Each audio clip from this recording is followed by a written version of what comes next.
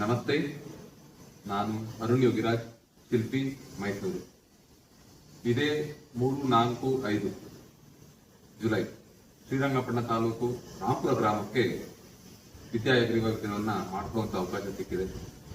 ಬಹಳ ಅದ್ಭುತವಾಗಿ ವಿಗ್ರಹ ಸಹ ಮೂಡಿ ಬಂದಿದೆ. ಆ ದಿನದಂದೇ ನಮ್ಮ ಕುಬೇರ ಆಂಜನೇಯ ಸ್ವಾಮಿ ಜೀರ್ಣೋದ್ಧಾರ ಹಾಗೂ ವಿದ್ಯಾಯಗ್ರೀವ ವಿಗ್ರಹದ ಪ್ರತಿಷ್ಠಾಪನೆ ನೆರವೇರಲಿದೆ.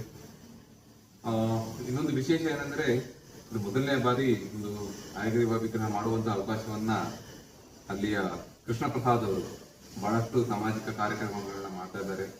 ಗ್ರಾಮಕ್ಕೆ ಬಹಳಷ್ಟು ಒಂದು ಸ್ಕೂಲ್ ಕಟ್ಟಿರೋದಾಗ್ಲಿ, ಗೌರ್ಮೆಂಟ್ ಸ್ಕೂಲ್ನ ಕಟ್ಟೋದಾಗ್ಲಿ, ಮತ್ತೆ ಗೋಶಾಲೆಯನ್ನ ಮಾಡುವುದಾಗ್ಲಿ, ಈ ರೀತಿಯಲ್ಲಿ ತಮ್ಮದೇ ಆದ ರೀತಿಯಲ್ಲಿ ಸೇವೆಯನ್ನು ಮಾಡ್ತಾ ಇದ್ದಾರೆ. ಅವರ ಆಸೆಯಂತೆ ಬಹಳ ಅದ್ಭುತವಾಗಿ ವಿಗ್ರಹ ಅಂತ ಮೂಡಿ ಬಂದಿದೆ.